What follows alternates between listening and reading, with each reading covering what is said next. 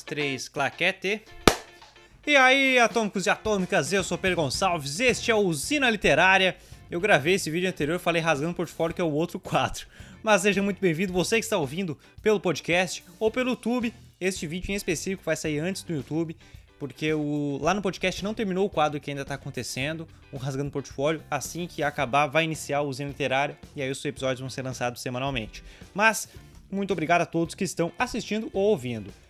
Usina Literária para falarmos sobre Conan Ônibus. Conan Ônibus, meus amigos. O primeiro ônibus do Brasil, cara. E é do Conan. É do Conan. Isso pros fãs de Conan tá sendo uma maravilha, cara. Tá sendo uma festa. Tá sendo uma festa. Sabe? E eu tô muito feliz, cara. Eu tô muito feliz lendo isso aqui. Eu tô extremamente animado. Vocês não têm noção. Porque são os primeiros 30 quadrinhos do Conan pra Marvel, cara. São os primeiros 30 quadrinhos do Conan, sabe? São os primeiros quadrinhos do Conan. Por quê? Porque o personagem foi criado pelo Robert E. Howard lá nos anos 30, né, nos contos, para Weird Tales, a revista Pulp Weird Tales. Aqui no Brasil, todos os contos já foram publicados recentemente numa trilogia incrível do Pipoca e Nanquim. Vou rapidamente mostrar aqui. Foi publicado nessa trilogia incrível do Pipoca e Nanquim todos os contos traduzidos pelo Alexandre Calari, que é um dos caras que mais entende de Conan, na minha opinião. Foi traduzido aqui em ordem de publicação. Então, o personagem, surgiu nesses livros. E agora, tá aqui o Conan Ônibus. Por quê? Porque lá nos anos 70, a galera começou a pedir bastante para que a Marvel publicasse Espada e Feitiçaria. Os caras viram ali o que eram os nomes famosos de Espada e Feitiçaria. Roy Thomas foi atrás dos direitos de Conan. Conseguiu, eles não tinham tanto dinheiro. E aí veio a ilustração de Barry Windsor Smith, que gera conversa, a questão da ilustração dele até hoje. Mas, cara, nós conhecemos muito a questão da ilustração do John Buscema. O John Buscema, ele criou a imagem que nós temos de Conan. Mas Roy Thomas e Barry Smith que começaram, cara. Então, se não tivesse esse traço aqui, com o início, né, cheio de erros de proporção, o Barry Smith, tanto como o Roy Thomas na escrita, eles vão evoluindo ao decorrer dos escritos, e a gente percebe aqui, a gente percebe nas primeiras 30 histórias, a gente percebe muita evolução deles. Então, cara, a galera às vezes reclama, mas isso aqui tá lindo, cara. Barry, se não tivesse esse traço, não teria, né? Não teria. E graças a isso aqui, cara, lá nos anos 70, os caras trazendo Conan, né? O advento de Conan, que é o nome que dá aqui ao primeiro volume, vão ser 4. O ônibus, a edição ônibus, vão ser 4. Né, 700 e poucas páginas, e tá um valor muito bacana, Eu comprei na pré-venda, eu tô lançando esse vídeo atrasado, Ao momento que eu postar esse vídeo vai ter feito 6 dias que chegou pra mim. A galera já postou meio que no outro dia. Eu até gravei um unboxing abrindo e tal, mas acabei não publicando por problemas pessoais, mas tô meio atrasado quanto a isso. Mas enfim, cara, paguei ali na pré-venda 197, tá uns 200 e poucos reais, que é muito válido pela qualidade, por isso aqui tudo. Olha a grossura disso aqui, cara. Olha a grossura.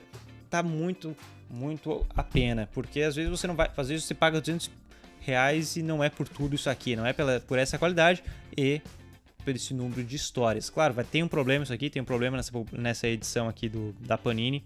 Quem sabe eles arrumem lá nos próximos, mas vou falar disso depois. Cara, isso aqui é incrível. Se você é fã de Conan, você precisa ler isso aqui. Eu tô apaixonado, eu tô lendo ali as primeiras histórias com uma empolgação fantástica. Eu não sei descrever o sentimento que é ao ler tudo isso aqui. E já vou, ao mesmo tempo que eu vou falar isso, também vale pra minha empolgação com a questão do desenho do Windsor Smith, do Barry Smith, que é o prefácio do Roy Thomas. São umas 11 páginas de prefácio, cara. Umas 11 páginas de um prefácio lindo. Se você quer entender a história, né, a chegada do Conan pros quadrinhos da Marvel, assim, desde como é que ele conheceu o personagem, isso aqui tá uma história da relação Roy Thomas-Marvel. Ela encaixa e ela torna a leitura muito mais fluida, sabe? Porque você começa a ver a relação dele com Barry Smith, seja os positivos quanto os negativos, você começa a ver toda a história por trás da produção dos quadrinhos de Conan. E depois, lendo, você fica imaginando aqueles momentos todos, sabe? Porque daí era o o Roy Thomas e o Barry Smith trabalhando no quadrinho. O Roy Thomas tinha uma certa liberdade, ele acabou se tornando, né, um nome dos quadrinhos de Espada e Feitiçaria. Ele tinha certa liberdade porque o Stan Lee não manjava tanto de Espada e Feitiçaria, então falando, cara, ó, vai aí que eu confio em ti. Entretanto, ele dava pitacos editorais, seja na capa, em alguns detalhes, que o Stan Lee, ele manjava de vender quadrinho, cara. O bicho manjava, acontecia alguma coisa, ele dava a dica, sabia como vender quadrinho. Então, isso tudo tá aqui no prefácio, esse prefácio de 11 páginas, que é rico, é riquíssimo. E aí você vai lendo as histórias, você fica percebendo esses detalhes e fica imaginando, cara, olha só isso aqui tudo. Esse volume aqui, ele compila do 1 ao 26, do Conan o Bárbaro, a Chamber of Darkness 4 e a Savage Tales de 1 a 4. Claro que depois teve, né, a questão, daí entra ali o John Buscema, depois tiveram as Espadas Selvagens, as histórias preta e branca, um pouco mais maduras, até o Barry Smith desenhou algumas dessas histórias, mas é muito interessante você ver todo esse processo, porque, cara, eles chamaram o Barry Smith ali quando o cara tava iniciando os desenhos, pode ver que o início é cheio de erros de proporção, tem aqui os relatos do Roy Thomas conversando com o Stan Lee sobre a questão de proporção, o desenho, mas vai evoluindo, eles confiaram no Barry Smith pra isso, até porque é o que eles tinham pra pagar, né? Tem uma história muito bacana aqui. E tá muito rico tudo isso, cara. Tá muito rico todos esses detalhes. Essa questão da Chamber of Darkness é bacana porque não é uma história do Conan. Mas por que é? Porque eles precisavam lançar alguma coisinha e testar o desenho do Barry Smith. Eles, vamos fazer um curtinho aqui, uma coisinha, vamos criar um outro personagem só pra tacar ficha. E aí eles lançaram e tá aqui. Eu achei muito bacana eles trazerem. Vale lembrar que aqui também tem a primeira história que aparece a Red Sonja. A Red Sonja, que é uma criação do Roy Thomas, inspirado em uma personagem também do Robert E. Howard, mas nada a ver com a Era Iboriana. Ele somente se baseou ali e aí depois lançou. Aqui nesse volume tem a primeira história dela. Vale lembrar que o Roy Thomas se tornou tanto um nome no Espada e Feitiçaria, né? Ele se tornou tanto um nome no Espada e Feitiçaria dos quadrinhos, que ele quem adaptou para quadrinhos o Hércules e Xena, a Princesa Guerreira. Então tá tudo aqui, essas 11 páginas enriquecem. Mas agora eu vou falar do problema, cara.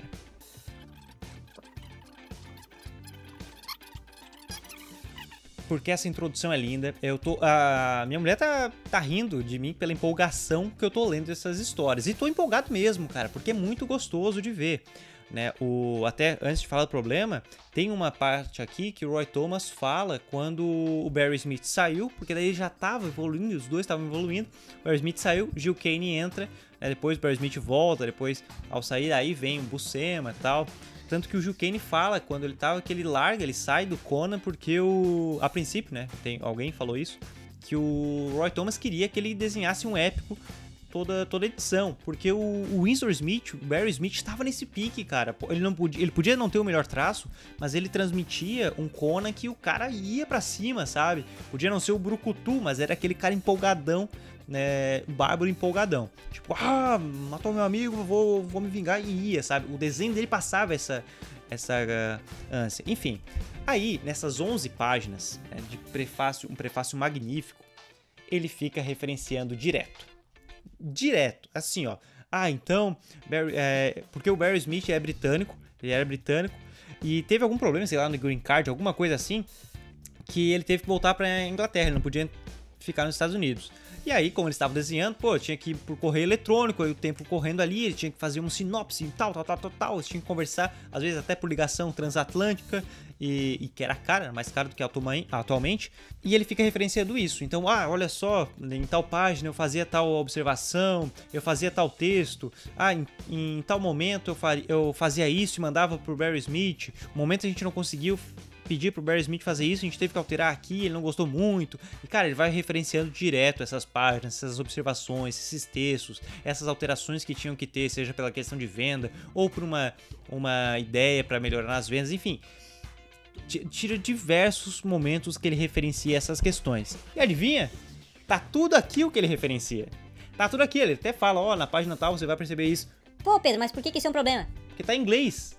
Essas coisas que ele referenciou, você vai lá ver, porque ele referencia o tempo inteiro, ele fica chamando. Tipo, você vai ver. Então ele fala, em tal página a gente mexeu nisso, né? Em tal desenho a gente teve que alterar.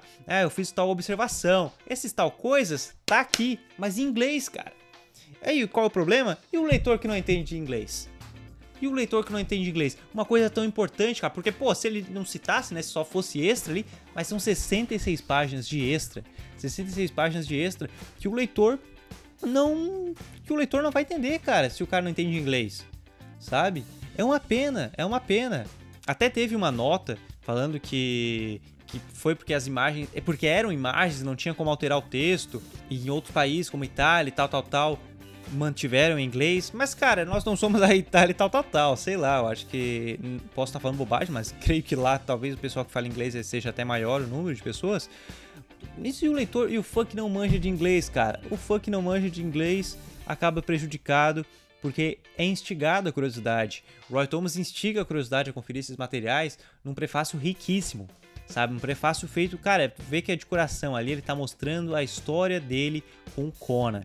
Porque eles trouxeram isso aqui, ó, trouxeram pra cultura pop, cara. Não teria o filme dos anos 80, sabe, de Conan, não teria a Conamania ali dos anos 70, 80 até final dos 90 sem isso aqui. Não teria o Conamania disso. E é muito bacana que tá voltando, né? O pessoal até brinca que foi após a publicação desses livros do Pipoca Nanquim. Recomendo muito a verem os vídeos do Pipoca, porque é incrível. Que depois da publicação em 2017 começou a voltar, agora Conan aí tá com série confirmada. Mas, claro, isso não tira o fato de que, se você é fã, compre isso aqui, vale muito a pena. E quem sabe não comece a vir uma cultura do ônibus aqui pro Brasil, né? A gente tem essa cultura ali das edições históricas, que vem algumas coisas, mas quem sabe não seja o momento aí que tá vindo essa cultura pro Brasil.